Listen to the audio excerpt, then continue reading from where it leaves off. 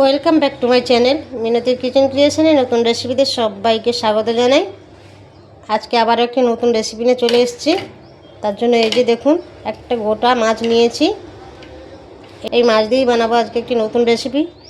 দেখুন কিভাবে বানাই। এই মাছটাকে আমি কেটে নেব, এরকম করে কেটে নেব। এই দেখুন মাছটাকে আমি এইভাবে কেটে নিয়েছি। এই মাছটাতে নুন হলুদ আর গুঁড়ো লঙ্কা মাখিয়ে নেব, হাত দিয়েই মাখাবো। নুন দিয়ে দেব,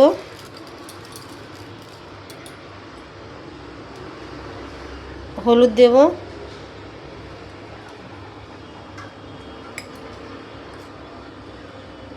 লঙ্কা গুঁড়ো দেব। তো এটাকে ভালো করে আমি মাখিয়ে নেব। এই মাছটা হচ্ছে পটল মাছ, আমরা পটল মাছ বলে থাকি। আপনারা কে কী নামে চিনেন জানি না, তো আমরা এটাকে পটল মাছ বলেই জানি।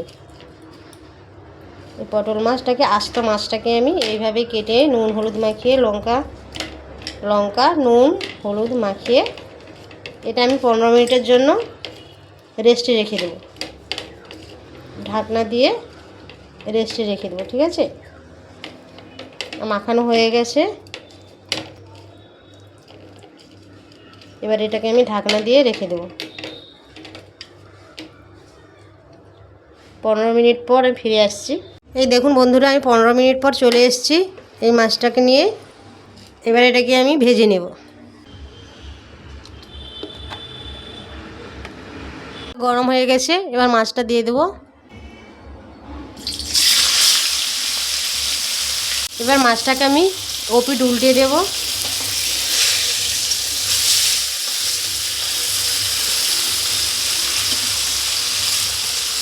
এই দেখুন বন্ধুরা, মাছটাকে আমি উল্টে পাল্টে লাল লাল করে ভেজে নিয়েছি। এরপর এই যে পেঁয়াজ লঙ্কা আর জিরে বেটে নিয়েছি, এগুলোর উপরে দিয়ে দেব।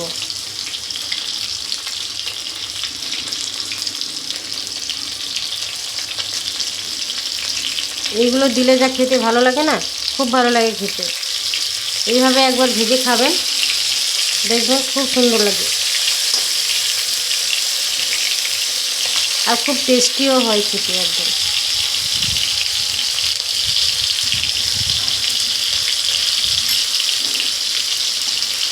এবার আমি সে প্লাসটা উল্টিয়ে দেব।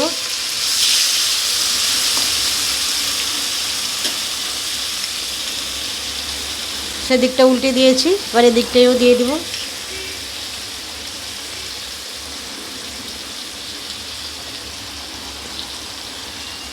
একদম আঁচটা কমিয়ে এটা করতে হবে, নাহলে কাঁচা থেকে যাবে।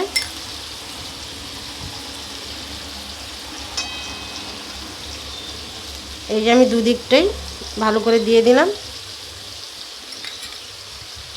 সে পিঠটা উল্টে দেব।